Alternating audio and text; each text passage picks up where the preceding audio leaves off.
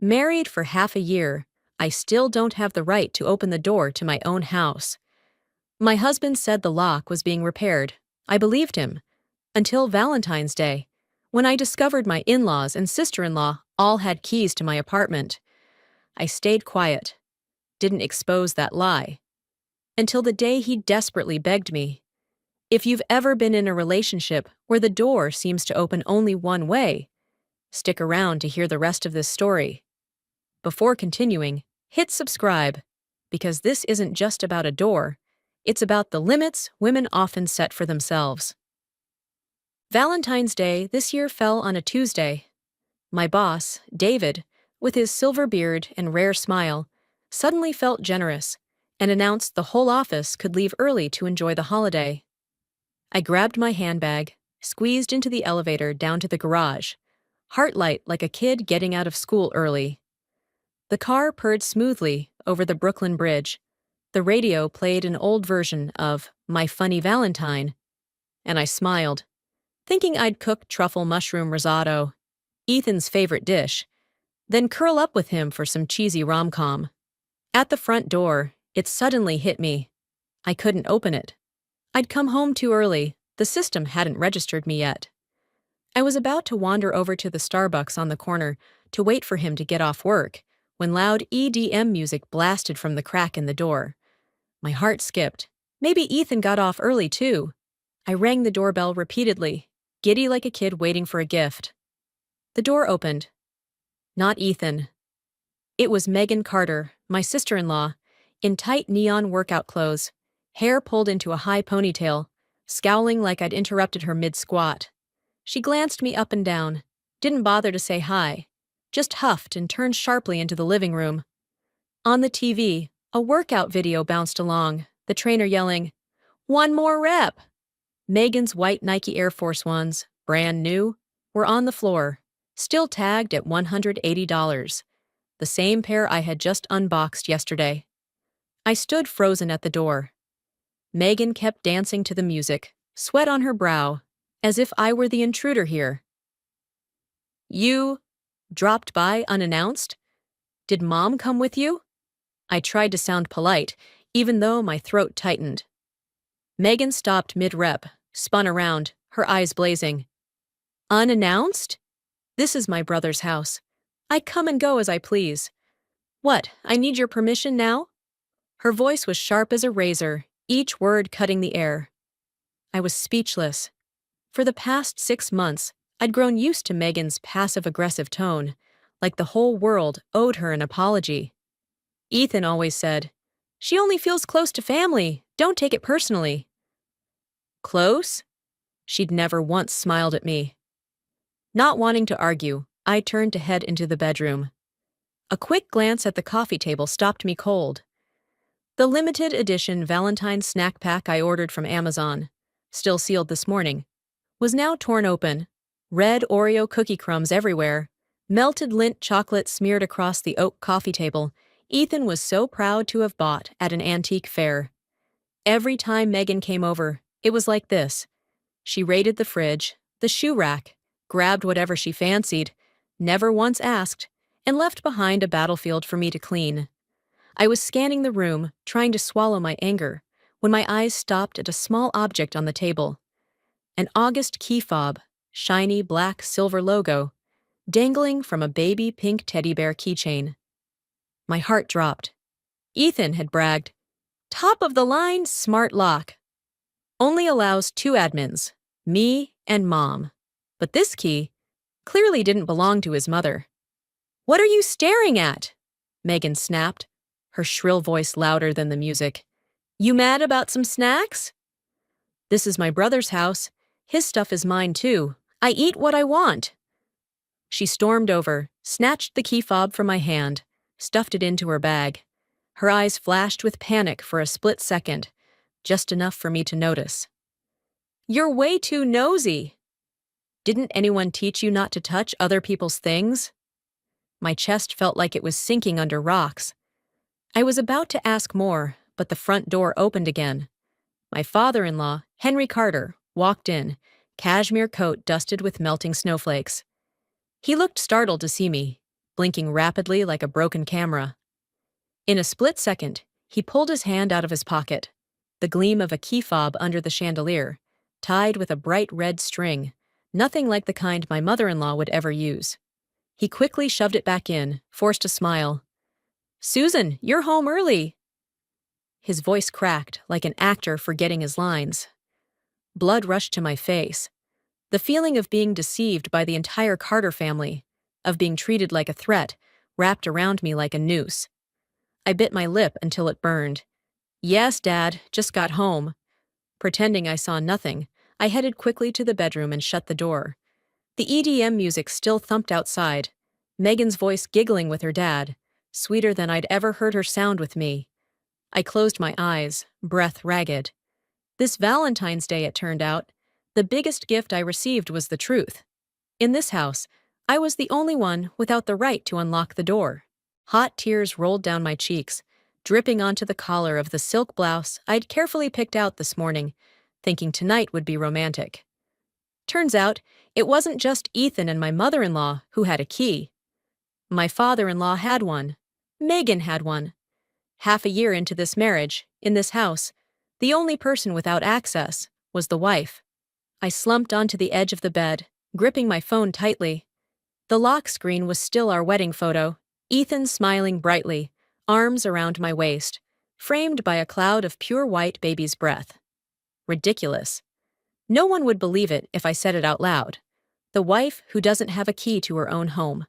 I replayed every memory, like an old film in slow motion. After the honeymoon, I noticed Ethan never brought up giving me a key, so I asked. He shrugged. "There are only 2 left. One's mine, the other's Mom's. The rest, all got lost." I naively replied, "Then get another one made for me." He nodded enthusiastically, eyes lighting up. "Of course I'll take care of it." 3 days, a week, nothing. When I reminded him a second time, he sighed, sat on the couch, and stroked my hair. "This model's really high-end." I'm still looking around. I didn't buy it.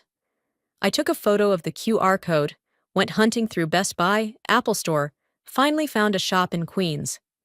Excited, I showed him the text message. "I found it. They said they can duplicate it." Ethan read the message, and his face darkened. "That's dangerous, babe." "Places like that? Our home won't be safe." I got frustrated and suggested, "Then let's just change the lock altogether." He looked startled, eyes wide. "That's $10,000. Once you take it off, it's ruined. What a waste." When I stayed silent, he tried to console me. "How about I give you mine?" I shook my head. His office was only 15 minutes away. He always got home half an hour before me. If he gave me his, then he'd be the one locked out. I swallowed the anger, let the matter hang. My mother-in-law knew. One Saturday afternoon, she came by with a Trader Joe's bag in hand, smiling gently. "Susan, honey, I don't work anymore. I'm home helping keep the place tidy. You'll always have someone to open the door for you. Why would you need a key fob?" She took my hand, warm but firm. I was speechless, forced to smile. "Yes, that makes sense." And just like that, the smart lock situation was buried. 6 months passed like a velvet-wrapped version of hell on repeat. The issue of not having the right to open the front door continued to make my life ridiculously inconvenient. My mother-in-law often dropped by, claiming she came to take care of us, but in reality, every morning she headed out to the community center for line dancing, played bingo in the afternoon, and only came home in time for dinner. Most days when I got off work and came home, the place was empty. So if my husband worked late or had something come up, I'd end up stuck outside the apartment hallway waiting. On weekends, when I was home alone, I didn't even dare go down to grab Amazon deliveries, afraid the door might close behind me and I'd be locked out. Summer was bearable, but around February and March, when it dropped to -10 degrees Celsius, I once caught a cold from standing out there too long. One time, I had to pee so bad, I knocked on the first-floor management office, face burning. "Could I borrow the restroom for a minute?" The old security guard looked at me with pity and handed over the staff bathroom key. Michael saw me waiting outside so many times he started to feel bad, gently suggested, "Why don't you swing by Costco after work? Kill some time, grab some cheap fresh food, too." With the pressure of house and car payments, I said yes. But more often than not, I'd be back from shopping with bags in hand, and he still wouldn't be home. One night, I waited until 9 p.m. before Michael finally came back. Blazer wrinkled, faint scent of alcohol. Seeing me curled up outside, he immediately dropped to his knees, speaking softly. "I'm so sorry, the meeting dragged on." Then he took all the bags, cooked, washed the dishes, did laundry, even massaged my feet on the floor until I fell asleep. As long as his mom wasn't around, he'd willingly be the human punching bag for my frustration. And just like that, the anger would melt like soap bubbles. I knew I was being weak. Michael was my first love. He's 6'1", brown eyes, deep, warm voice. When we first met at a coffee shop, he paid for my latte when my card got declined. 3 months of dating, married in 6. My parents told me, "Sweetheart, finding a good man is rare. Just put up with a few things." So I did. I put up with it to the point I actually believed we were building a cozy home for two. Now, standing in the bedroom, I look at the house contract on the table. 50% of the down payment came from our joint account. The other 50% we're paying off together from both our salaries. And yet, I don't have the right to open the door. I opened my laptop and typed an anonymous post. I just wanted to see what people thought. Was this actually normal? Or was I just being petty, overthinking everything? I thought no one would notice a brand new account. Just an anonymous post, a few lines about the smart lock story. But within 30 minutes, the comments exploded. The numbers jumped so fast, I had to blink several times to believe it. Over 1,000 comments, tens of thousands of upvotes. The phone screen lit up the dark room, casting a pale blue glow on my blurred reflection. Married women really do know how to endure. Classic mother-in-law versus daughter-in-law war, huh? How did you even survive 6 months like this? I'm losing my mind just reading it. If you're not planning to divorce, what's the point of posting? The internet has its limits too, you know.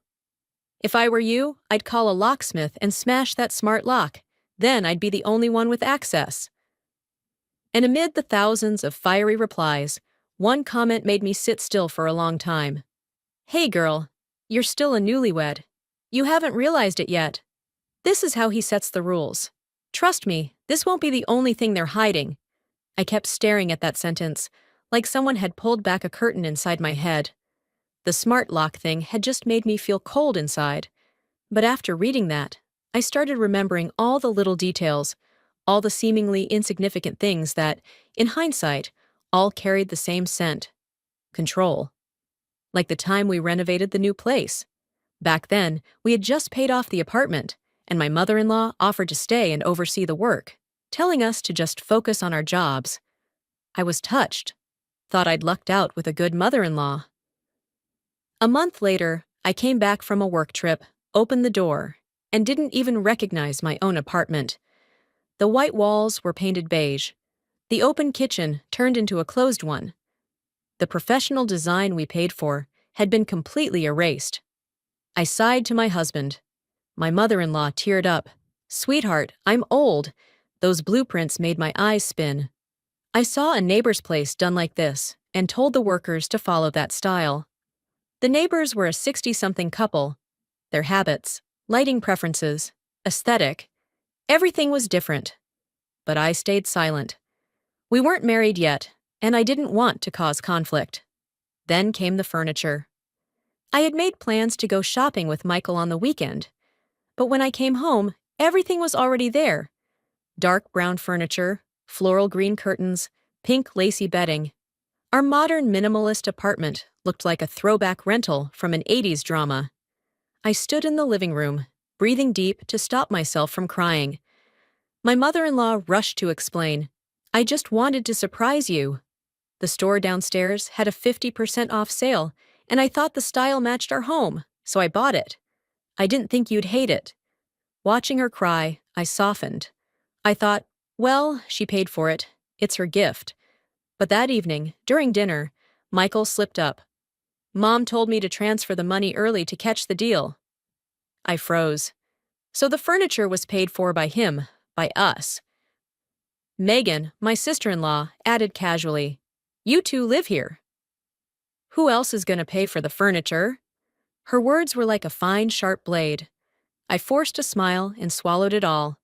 3 days after the wedding, my mother-in-law moved in with her luggage. She smiled warmly. "Don't worry, I'm just staying for a bit to cook and clean for you two." I believed her. Until the next morning, Megan rolled in with her suitcase too. The guest room I thought was going to be the nursery turned out to be Megan's room. It was painted pink, with string lights, a study desk, a laptop, everything already set up. I stood at the doorway, breath caught in my throat.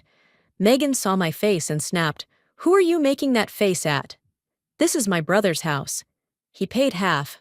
Why shouldn't I live here? He always said, there's always a room for his little sister." I turned to Michael, hoping he'd say something, anything. He just gave a sheepish smile and pulled me into our room. "Don't be mad. She's a student, just lives in a dorm. Only comes home on weekends. If we don't let her stay, she'll throw a fit. Think of it as buying a little piece." I asked quietly, "But what about when we have kids? Where will they sleep?" He hugged me, smiling softly. "Don't worry. When they're little, they'll sleep with us. By the time they're older, Megan will be married and gone. The room will be free." His voice was gentle, like he was calming a child. And I, the newlywed wife, believed him. Even my own mother said, "Just put up with it for now, honey. Don't make a big deal." So I did. I endured to keep the peace. I endured until it became normal to stand outside the very door of the apartment I was helping to pay off. Thankfully, Megan later moved away for school and didn't visit often. I thought the storm had passed. But now, thinking back, even someone who only stopped by on weekends had a key, and the lady of the house didn't. All those seemingly small details now string together into a tightening noose. A marriage that guards itself against me from the inside out. What's left in it worth keeping? I sat staring at the phone screen, unable to stop the tears from falling. Each comment felt like a cold knife slicing through the layers of disguise I'd wrapped around myself. Someone wrote, "You're not weak. You've just gotten too used to being overlooked." I let out a laugh that cracked like a sob. I typed a short reply. "Thank you all. I've read every single comment." Just 6 words. But it was the first time I'd spoken from the heart after months of silence. I thought that was the end of it, that I'd turn off my phone, take a shower, try to forget everything. But less than a minute later, my phone buzzed. A private message from a stranger popped up. The message came from an anonymous account. The display name simply Vera L. Her profile picture was a white rose with a snapped stem. She wrote, "Girl, it's clear you're the gentle, easy to push around type. Listen to me. Don't divorce just yet. That would be too easy for them." I read it once, then twice. Then the following messages rolled in one after another. "Stay calm. You don't have access to the house, right? Then stop cooking, stop serving, go shopping, eat out, spend freely.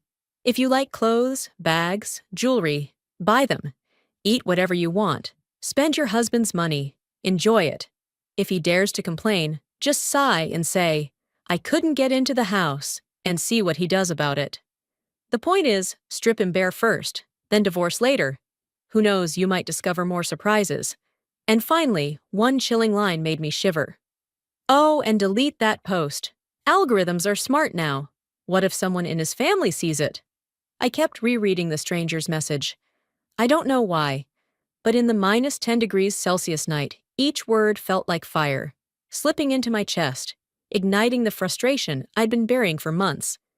Maybe divorce really would be a release, but the more I thought about it, the angrier I got. I'd endured so much humiliation, and what about them?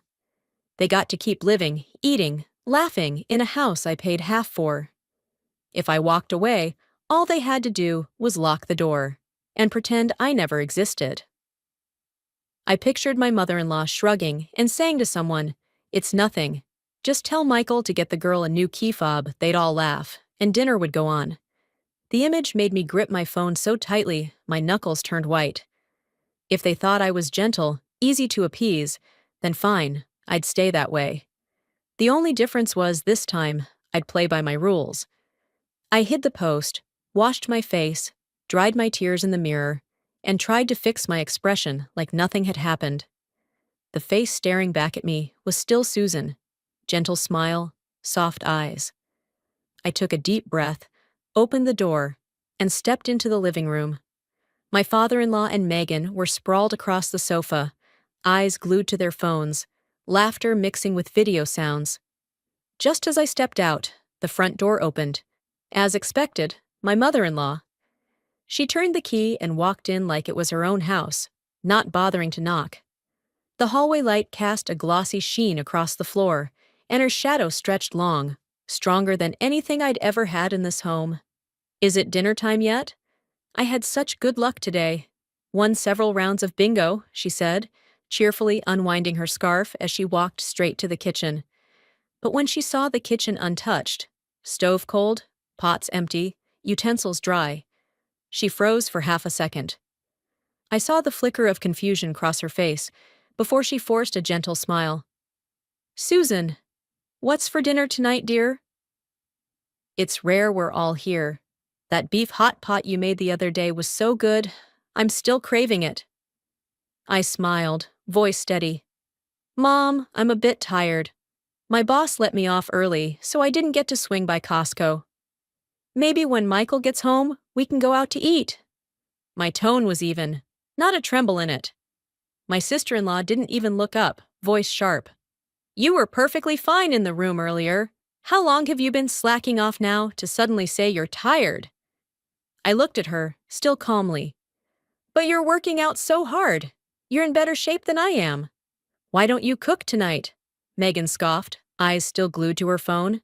"Different story. I've never done housework in my life. You're the wife. It's your job."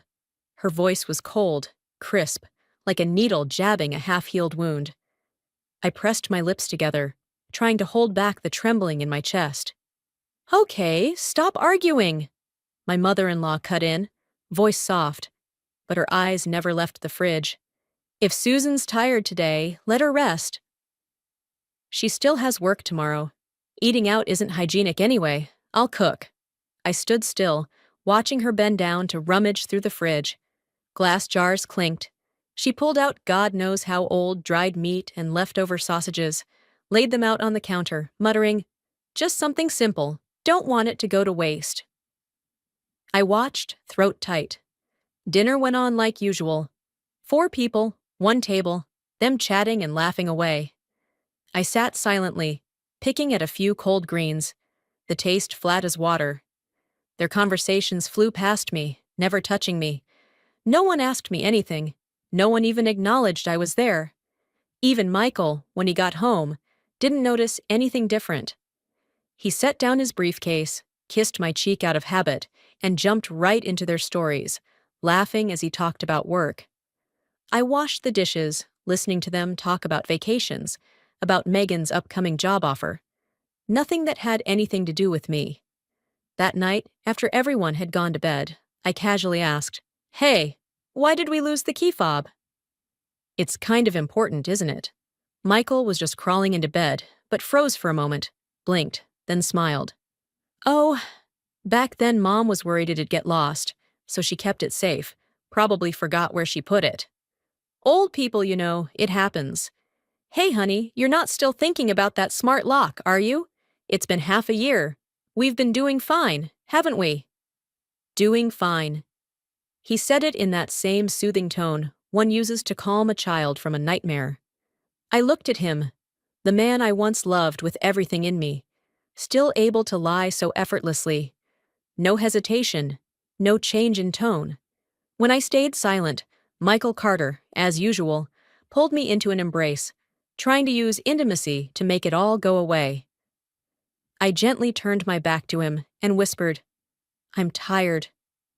The nightlight clicked off. The room went dark, with only the city lights slipping through the curtains. The next morning, I still went to work like usual. My black coffee sat in its usual corner of the desk, emails still overflowing with deadlines. Only difference was, in my mind, a new plan had taken shape. Gentle, discreet, and completely legal. After work, I didn't go home. I did exactly what Vera suggested. Called my best friend and went shopping. Michael had once acted generous by letting me keep his credit card. I stepped into the mall, warm lights glowing on the polished floors, reflecting my figure in a plain office blouse. The shop assistant handed me a brand new dress. I tried it on, twirled softly in front of the mirror. It had been a long time since I'd smiled at my reflection like that. I swiped the card. The short beep was crisp, like an answer in itself. Less than 30 minutes later, I stopped by the imported cosmetics counter and picked out a serum I'd hesitated to buy for months. Second swipe. Not even a full minute passed before my phone buzzed. A text from Michael. "Honey, what's got you in the mood for shopping today?" I smiled faintly and replied, "You said you'd be working late this week, and I can't even get into the house, so I went out with a friend." "Oh, and I'm not having dinner at home tonight. Can you let Mom know for me?" A few minutes later, he texted back, "Okay, honey, have fun shopping." Of course I will, I thought, fingertips brushing a receipt nearly half the length of my arm. Turns out the internet was right. Happiness can be surprisingly easy once you stop overthinking. I took my best friend to an $800 a head seafood buffet. The restaurant lights reflected off our wine glasses, bubbles sparkling, the briny sweetness of scallops melting on my tongue. Just after paying, another message arrived. "Babe, it's 9 already and you're still eating? Want me to come pick you up?" I typed quickly, "No need, it's still early. I can get home myself." I ordered an Uber, staring out the window as the city blurred past. I didn't know whether Michael was upset seeing the credit card transactions, but me, I felt lighter. As soon as I got home, he rushed out to hug me. "Honey, why Uber? Why not take the train?" I replied casually, "Too much walking." My feet hurt. "What, are you worried about the money?" He laughed awkwardly. "Of course not. Just don't stay out so late next time. It's not safe." I smiled faintly. "Sure, got it." Then I walked past him, took off my shoes, hung up my coat, as if the air between us had never held a single lie. The next day, I repeated it. A different mall, different lighting, and a different woman in the mirror. Still me, but no longer hollow-eyed. I bought 3 handbags, 3 pairs of shoes, a high-end spa treatment, and casually paid for a $20,000 membership. Lunch was at a well-known restaurant, the food arranged on pristine white porcelain, fresh flowers on the table. I snapped a picture and sent it to my best friend with the caption, "Freedom smells expensive." I hadn't even left the checkout counter when my phone rang. Michael. His voice was still gentle, trying to stay calm. "Sweetheart, out shopping again today?" I replied naturally. "Yeah, my friend just got dumped. Needed some cheering up." "Why?" "Oh, nothing, I just miss you. Wanted you to come home early," I laughed softly. "But aren't you working overtime?" Even if I came back early, I couldn't get inside. And she really needs someone to talk to tonight, silence on the other end. I could hear his breathing. Then I casually added, "By the way, your credit card still has a $10,000 limit, right?" His voice stumbled. "Yeah, but we've still got the mortgage, the car payments. Using too much is kinda stressful, babe." He quickly added, "So maybe come home a bit earlier tonight, yeah?" "I'll come home early too. Mom already cooked." I narrowed my eyes and answered gently, "That won't work. We made the reservation ages ago and canceling would cost us." "Let's talk later." I hung up, smiling. In my head, I pictured him sitting in front of his screen, staring at the stream of credit card charges, face flushing, unable to say a word. That feeling, I thought, might be worth more than every bill I'd just signed. After dinner, my friend dragged me to a newly opened bar. Music pounded, bass blending with the laughter of strangers. I had a few drinks, not enough to get drunk, just enough to feel the weight lift, like shedding invisible chains. Near midnight, I called a car home. Michael was waiting by the door, face pale. "You're just now getting back," he snapped, voice raised. He launched into a rant, tone like gunfire. I only smiled, shook my head, the alcohol making my eyes shimmer more than usual. "My friend's heartbroken," I said airily. "Just had a few drinks, no big deal." He clenched his fists, trying to stay calm. I bent down, slipped off my shoes, set my luxury bag on the shelf, and walked straight into the bedroom. No argument, no explanation.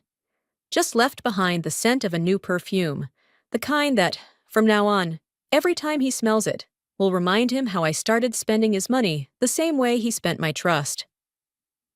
The next day, before work was even over, my phone rang. Michael's name flashed on the screen. It was the first time in days he'd called me first.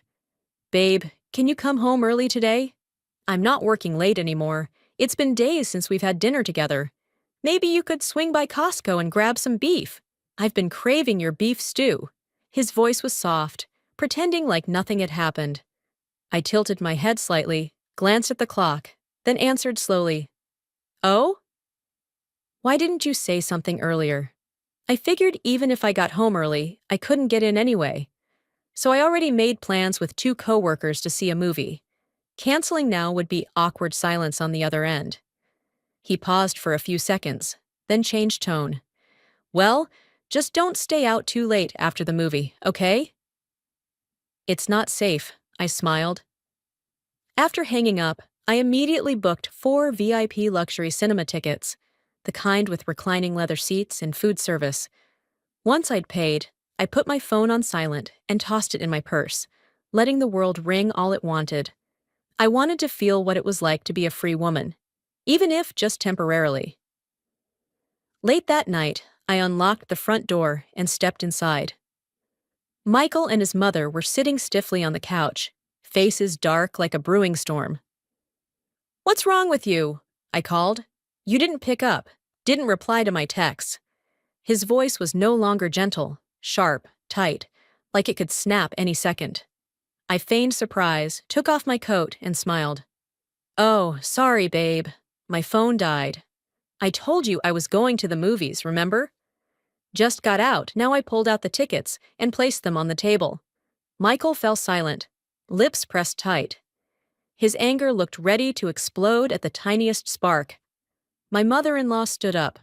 Her tone started sweet, but ended with steel. "Susan, I'm old, and I know I shouldn't interfere with young couples, but you need to understand. You're a married woman now. After work, you should be coming home, not gallivanting around like some single girl. What kind of family could live with that?" I gave a cold smile and looked her straight in the eye. "Oh, but I used to wander around outside the building after work all the time, didn't I? Wasn't that because I couldn't get into the house? One night I even waited until midnight for Michael to come home from overtime. Funny, no one said anything about that." The air turned thick. The 2 of them exchanged glances, faces draining of color. Michael quickly shifted tone, trying to smooth things over. "I'm not saying you can't go out. I just want to see you after work, that's all. Come home early, have dinner with me, yeah?" I nodded with a bright smile, as if there had never been a fight between us. "Sure. If you'd said so earlier, I would have come right away. See how good I am?" Seeing me, cooperative, my mother-in-law softened too, a forced smile returning to her lips. That night, I slept soundly. And the next morning, I carried on like nothing happened. By late afternoon, 2 hours before the end of my shift, Michael called again. "Babe, can you come home early today? The forecast says it's going to pour, and Mom's not available. She said you should go home first and bring in the laundry from the balcony." I blinked, trying not to laugh. "But I don't have access to the house. How can I get in?" Silence. I could practically hear him swallowing. A few seconds later, Michael's voice came back hoarse. "Mom's at the bingo hall near the gate." You could stop by there and borrow the key fob to get in. I replied immediately, voice calm. I don't think that'll work. I didn't bring an umbrella. If it rains hard, I'll just wait until it clears up before heading back. Or maybe ask Mom to come home and bring in the laundry before the rain hits. I paused, then casually added, "Oh, and by the way, there's a massive birthday blowout sale at the mall near my office. Crazy good deals." Before he could respond, I ended the call. As expected, before I could even complete my first transaction, the credit card was declined. I looked at the screen and smiled faintly. I pulled out the joint card instead, swiped it smoothly. The receipt still printed out just fine, and the spending notifications still went straight to his phone, like a reminder that couldn't be muted. By the time I was carrying my third shopping bag, Michael couldn't take it anymore. He stormed into the mall, shirt damp with sweat, breath short and sharp. I pretended to be surprised, said a few words to my coworker, then turned to him with a bright grin, like we'd bumped into each other at a coffee shop. "You came to pick me up?" "That's sweet," he forced a smile, but the veins on his forehead were bulging, his hands clenched tight. The entire ride home, he said nothing. I rolled down the window and let the wind blow in. When we pulled up to the house, I knew something was off. The front door opened to a fully lit living room. His father, mother, and sister all sat stiffly, like a tribunal. Michael inhaled deeply and followed behind me. The silence was so sharp, I could hear the clock ticking. I set down my bags, looked at the three of them, and offered a calm smile. "Full house today. What's the occasion?" No one answered. Their eyes bore into me like I was on trial in a family courtroom. I looked at each one of them, slowly took off my new shoes, slipped off my coat, and sat down in the chair across from them. Megan flipped her hair and tilted her chin. "Oh, wow. Susan came home early today? Guess my brother's hard-earned money is all going straight into your shopping bags now." My father-in-law sipped his tea, his voice low and trying to sound gentle. "Susan, let me be honest with you. Once you're married, you should stay grounded. No matter how fun the world outside is, nothing beats the warmth of home." I let out a soft sigh, smiling like I just had an epiphany. "You're absolutely right. No amount of luxury compares to the comfort of your own home. It's just that I get off early, and Michael often works late. If I don't kill time somewhere, I'd probably get depressed just waiting outside the door every evening." The air hung for a beat. The three of them exchanged glances.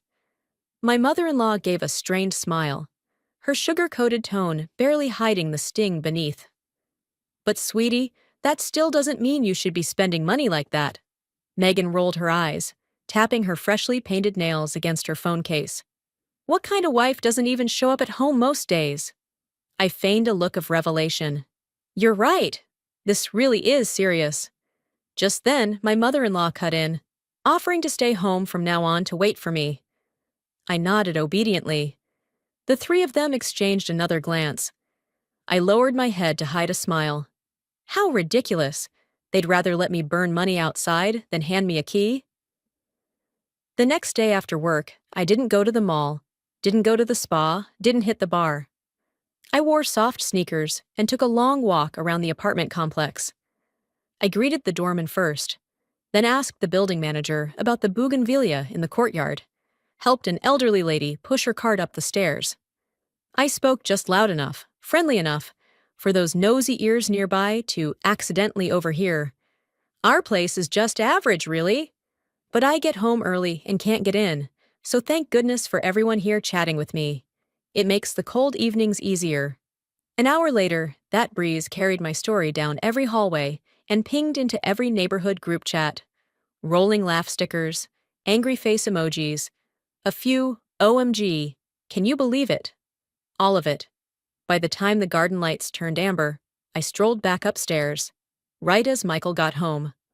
Seeing me well-behaved, home early, hands washed, setting the table, my mother-in-law's face softened instantly. Dinner was ready. Michael lowered his tone, too, probably thinking I'd cooled off from the past few days. I sat down, picked up a piece of broccoli, and listened to the clinking of utensils like the rhythm of an old familiar song. But this time, that song had a new background beat. Fresh gossip whispering through the building's group chats, humming like a high-strung wire. By the next evening's dinner, the gossip had evolved into a full-blown statement. The Carters mistreat their daughter-in-law, won't even give her a key, force her to stand outside every night. The pot lid clattered as my mother-in-law dropped it. My father-in-law choked on his water. Megan dropped her usual sneer, eyes wide. "Who made that up?" Michael's face darkened, and he turned to me. "Susan, what did you say to people? Are you still hung up on the smart lock thing and trying to cause trouble? I've told you 100 times. There are only 2 keys. Mom comes in and out every day. It's not practical without access. Look, if you really need one, I'll give you mine." "I don't mind," his mother snapped upright, eyes glaring, signaling sharply. "No! You're the man of the house. If you don't have key access, what kind of example does that set?" This time Michael was really annoyed. His jaw twitched, but he ignored her, turned back to me, and softened his tone. "Don't blow this out of proportion. It's not a big deal. I've got a management interview coming up, and after that, there's a background check. If someone starts sniffing around this neighborhood and hears some stupid rumor, it could ruin everything." I pinched my thigh under the table, just enough pain to bring tears to the surface. I looked up, letting the light reflect a shimmer into the corners of my eyes, the kind of tears my mother-in-law loved using as her weapon. "I really didn't say anything. Please don't misunderstand. If you want, I'll go door to door and explain. I'll tell them I was locked outside because I was out walking for my health, not because—" "Stop it!" Michael cut in like he'd touched a live wire. "If you go explain, it'll sound like you're admitting it. Just let it pass. Right now, the only thing that matters is my interview. Please, babe, don't go out so much these days. I'm afraid it'll mess with everything." I nodded instantly. The picture of obedience, setting my spoon down without making a sound. Voice soft as cotton. "I understand. I'll stay home. I won't say anything else." The rest of dinner was as quiet as the sea before a storm. My father-in-law sniffled and scratched at his collar. My mother-in-law kept glancing at me while pretending to eat. Megan sipped her drink loudly, eyes glued to her phone, scrolling up and down the resident group chat, checking what people were saying about their family values. Michael sighed, placed a hand gently on my back, like he was offering comfort from above. "All right, then. Once I pass the interview, everything will settle down."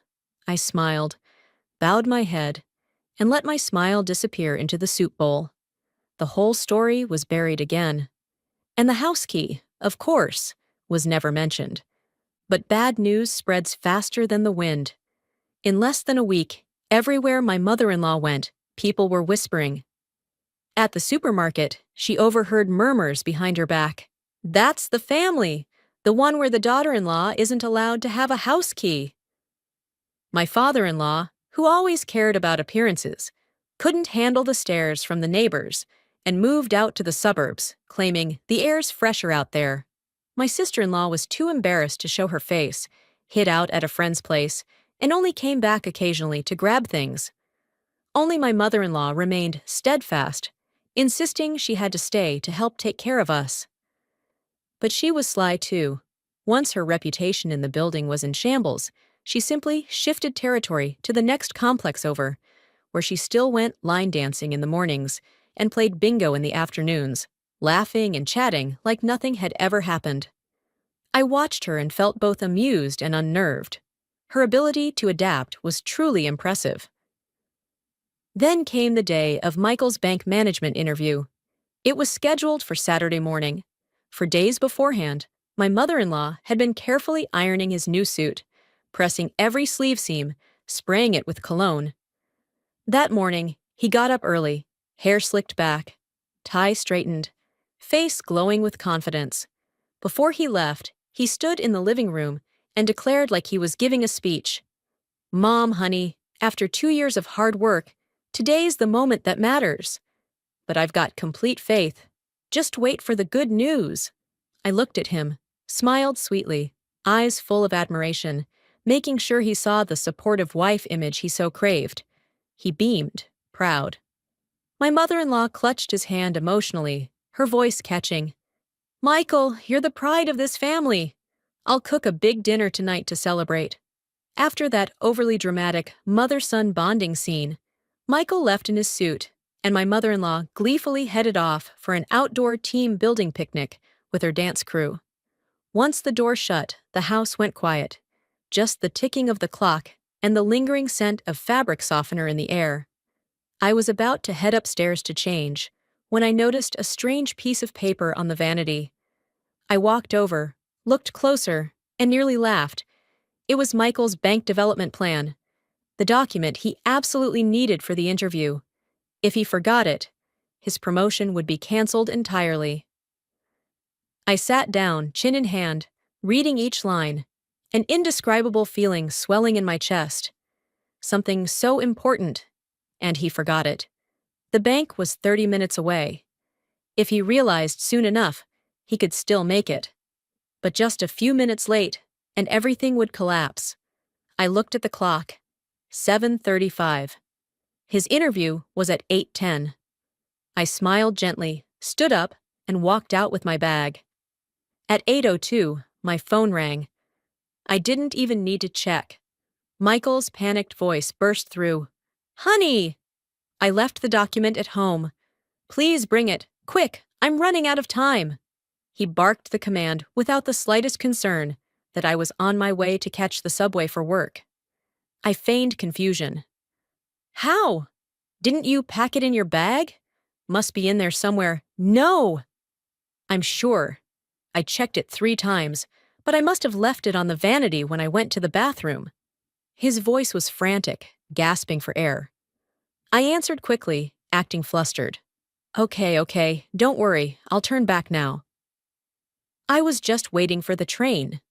I hung up and stayed put, leaning against the park railing, watching the early sun filter through the trees and scatter across the pavement. Less than 2 minutes later, my phone rang again. "Babe!" Mom's not picking up.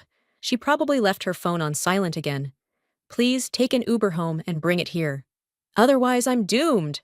I strolled calmly through the park, slow footsteps, voice casual. Okay, I got it."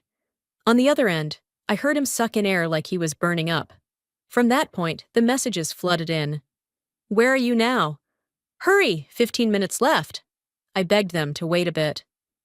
I let my phone buzz in my bag, smiling as I walked. Maybe this was the first time he understood what it felt like to be locked out, waiting in a panic while the key was in someone else's hands. 10 minutes later, I pretended to be out of breath as I picked up the phone. "I'm at the building gate, about to head in. Hang on, okay?" His voice was almost a scream. "Hurry!" "If you don't, everything's ruined." I said okay softly and hung up, looking up at the sky, turning a pale gray. The phone kept ringing, once every minute, every message the same. "Where are you? Hurry up, I'm begging you." I sat on a park bench, laid the phone face down, leaned back, and listened to the breeze whispering through the trees. I'd never felt the world this peaceful before. 10 minutes later, just as I was about to report my progress, the phone rang again. This time, my voice wasn't rushed. It was trembling, pathetic. I don't have the key. And I can't reach your mom." Hearing that, Michael sounded like he was about to break. His voice cracked, came out in pieces. I glanced at the clock. It was exactly 9 a.m.